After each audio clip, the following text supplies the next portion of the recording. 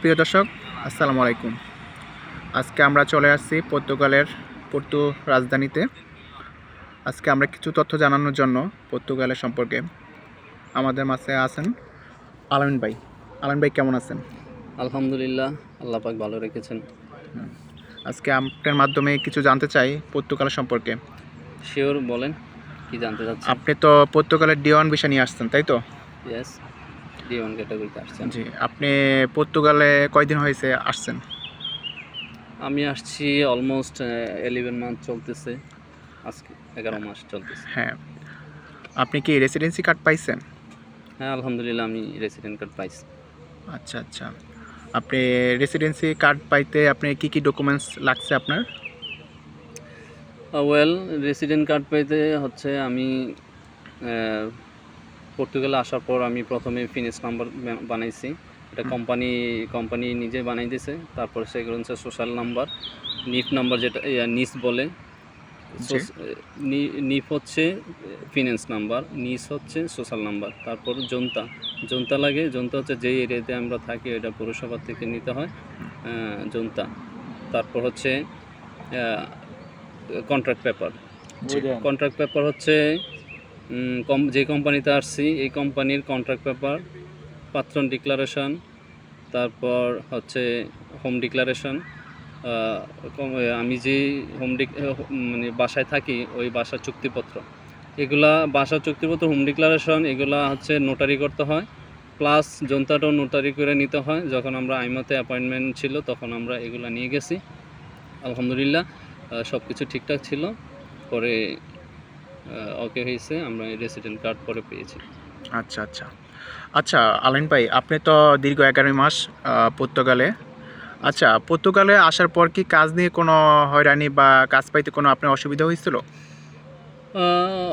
অবশ্যই, যেহেতু পর্তুগালে বর্তমানে D1 ক্যাটাগরিতে প্রচুর লোক ঢুকতেছে, বিভিন্ন দেশ থেকে আসছে, শুধু বাংলাদেশ থেকে না, বিভিন্ন দেশ থেকে আসতেছে। অনেক এখানে লোক ঢুকছে। সে তুলনায় কাজের ডিমান্ড অনেকটাই কম, মানে কাজের চাহিদাটা কম লোকের তুলনায়। তো সেক্ষেত্রে এখন আপনার যেমন D1 ক্যাটাগরিটা মূলত এগ্রিকালচার এবং কনস্ট্রাকশন সেক্টর। তখন এগ্রিকালচার সিজনাল, 6 মাস এগ্রিকালচার ছিল। তখন আমি যখন আসছিলাম তখন মোটামুটি এগ্রিকালচারে কাজ ছিল, কাজ মোটামুটি করছি। তারপর এগ্রিকালচার শেষ হওয়ার পরে যখন কাজ শেষ হয়ে গেছে তখন কোম্পানি আমাকে আর কাজ দিতে পারছে না। কিন্তু আমি রেসিডেন্টও পাইনি। আমার রেসিডেন্টটা পাইতে একটু সময় লেগেছিলো। মোটামুটি আমি 3 মাস বেকার ছিলাম। তো সারভাইভ 3 মাস পর্তুগালের মতো দেশে 3 মাস বেকার থাকা মানে প্রতি মাসে 50 থেকে 60,000 টাকা আপনার থাকা খাওয়া খরচ আছে। এটা খুবই পেইনফুল। তো আপনি অলমোস্ট অনেক টাকা খরচ করে অলরেডি পর্তুগালে আসছেন। এর ভিতরে যদি আপনার কাজ না থাকে তখন বোঝা যায় আসলে জীবন কতটা কষ্টের। সেটা যারা পর্তুগালে বেকার আছে তারাই বুঝবেন, আমার ভিডিওটা যারা দেখছেন।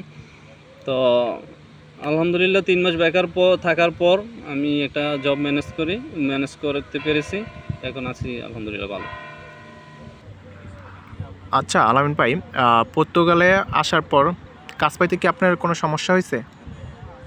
অবশ্যই সমস্যা হয়েছে কাজ পেতে। কারণ কাজ তো আমার তো, যেহেতু আমরা এগ্রিকালচার সেক্টরে আসছে, আমাদের কোনো স্কিল নাই, দক্ষতা নাই।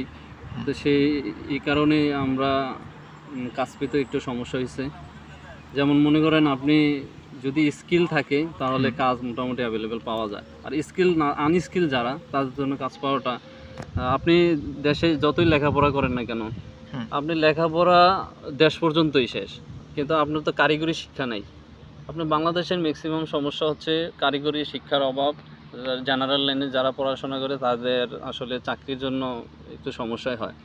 সবচেয়ে বড় সমস্যা হচ্ছে আপনি পর্তুগালে আপনার কমিউনিকেশন, যেটা আপনার করতে সমস্যা হয়, যে আপনি যে কাজ খুঁজবেন, চাকরি খুঁজবেন, আপনার ওইটাই সমস্যা। পর্তুগালে আপনার ইংলিশ কম চলে, পর্তুগিজ ভাষা বেশি চলে।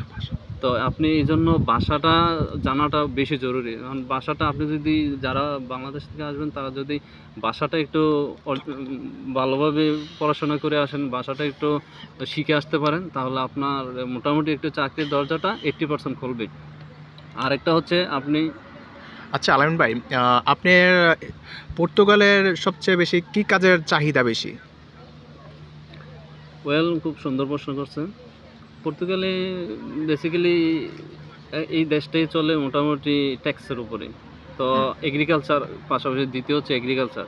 হুম, তো এগ্রিকালচার সেক্টরে অ্যাভেলেবেল কাজ, এটা সিজনাল। হুম, দ্বিতীয় হচ্ছে কনস্ট্রাকশন। হুম, তারপরে হচ্ছে আপনি ফুড ডেলিভারি করতে পারেন। হুম। আরেকটা হচ্ছে ফ্যাক্টরি আছে। আপনি পর্তুগালে অনেক ধরনের ফ্যাক্টরি আছে। ওই ফ্যাক্টরিতে জব নিতে পারেন। আচ্ছা।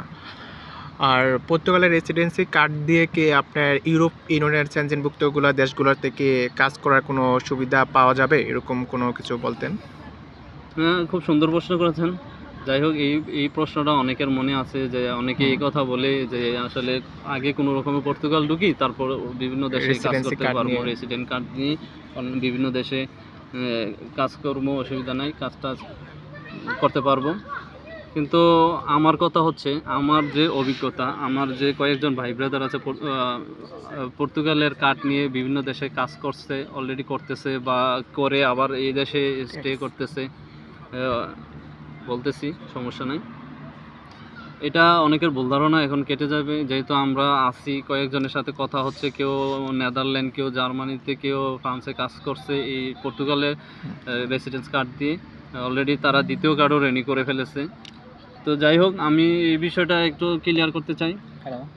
এখন পর্তুগালে অনেক এজেন্সি আছে, যে এজেন্সিগুলা আসলে পর্তুগালের বাইরে অন্যান্য দেশে ওয়ার্কার সাপ্লাই করে থাকে হুম, তাদের এজেন্সির মাধ্যমে। এটা হচ্ছে বৈধ উপায়। হুম, বৈধ উপায়ে আপনি যে কোনো এজেন্সি, তো এজেন্সিগুলো আসলে কি চায়? এজেন্সি চায় আপনার ইংলিশ স্কেল, তারপর আপনার কাজের দক্ষতা। যেমন আপনি ওয়েল্ডিংয়ে কাজ জানেন, হুম, তো একজন এজেন্সি আপনি ওয়েল্ডিংয়ের কাজ জানেন, ওয়েল্ডিংয়ের কাজের উপর প্রেক্ষিতে আপনি অন্য দেশে চাহিদা অনুযায়ী তারা পাঠাইতে পারে, বা হুম, অন্যান্য যে সেক্টর, এগুলো স্কিল যারা আনস্কিলে মূলত এজেন্সিরা পাঠায় না বা পাঠাতে পারে না। কারণ আপনি স্কিল নেই, আপনাকে কী হিসাবে কাজ দিবে? কনস্ট্রাকশন সেক্টরে স্কিল আছে, আপনি ফোরক্লিফের স্কিল আছে, আপনাকে এজেন্সির মাধ্যমে অন্য দেশে, আপনি জার্মানিতে, নেদারল্যান্ড বা যে কোনো দেশে আপনি কাজ এজেন্সির মাধ্যমে করতে পারেন। এটা হ্যাঁ, অপশন এক।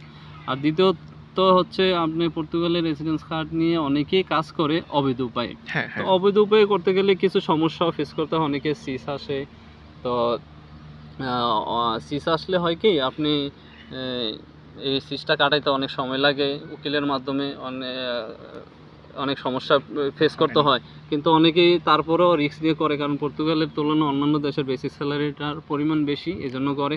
আবার অনেকে কি করে, পর্তুগালে যে কোনো একটা কোম্পানির সাথে যোগাযোগ করে যে ট্যাক্সটা এদিকে চালায় আর ওদের হুম, অন্য হুম, দেশে হুম। গিয়ে কাজ করে।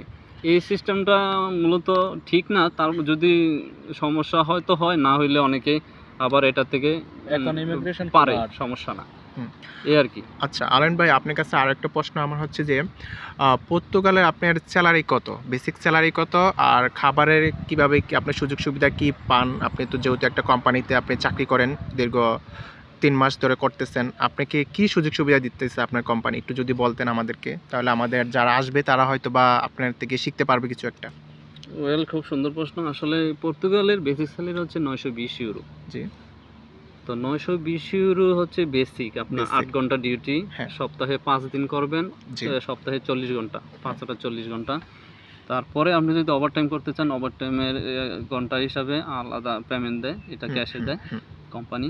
আর এক এক কোম্পানির রুলস এক এক রকম হয়ে থাকে। কেউ প্রতিদিনের খাবারের মিল দেয় ৫ টাকা, ৬ টাকা, ৭ হুম, টাকা, ৮ টাকা হুম, পর্যন্ত হয়। হুম, তো এই মিলটা অ্যাড করে আপনার স্যালারির সাথে যোগ করে দেয়। হুম, প্লাস আপনার থেকে ১১% কোম্পানি কেটে রেখে দেয়। হুম। এটা সোশ্যালে, সেগুলো হচ্ছে সোশ্যালে ট্যাক্সটা ঢুকে, আর কোম্পানি দেয় 22%। তার মানে আপনার থেকে 33% ট্যাক্স ট্যাক্স কর্তন করা হয়। কর্তন আপনার করা থেকে হয় পর্তুগালে। 11% আর কোম্পানি থেকে 22% 22% কর্তন করা হয়। কর্তন করা হয়। আচ্ছা, এরপরে বেসিক স্যালারি থেকে। বেসিক স্যালারি থেকে। হ্যাঁ। ধন্যবাদ ভাই, আলামিন ভাই। আপনাকে আপনি পর্তুগাল সম্পর্কে আমাদের কিছু তথ্য দিয়ে সহযোগিতা করলেন। যারা নতুন আসবেন তারা এই ভিডিওটি দেখে আপনারা বুঝতে পারবেন যে পর্তুগালের সম্পর্কে, পর্তুগালে কি প্রয়োজন কি নাই সবই বুঝতে পারবেন। আচ্ছা ঠিক আছে আলামিন ভাই, আপনাকে অসংখ্য রাজীব অসংখ্য ভাই, ধন্যবাদ। আপনি আমাদের এই ডকুমেন্টস বা আপনি আমাদেরকে পরামর্শ দিয়ে উপকার করলেন। তো এই আর কি। ধন্যবাদ রাজীব ভাই, আপনাকেও ধন্যবাদ। ভালো থাকবেন ভাই, আল্লাহ হাফেজ।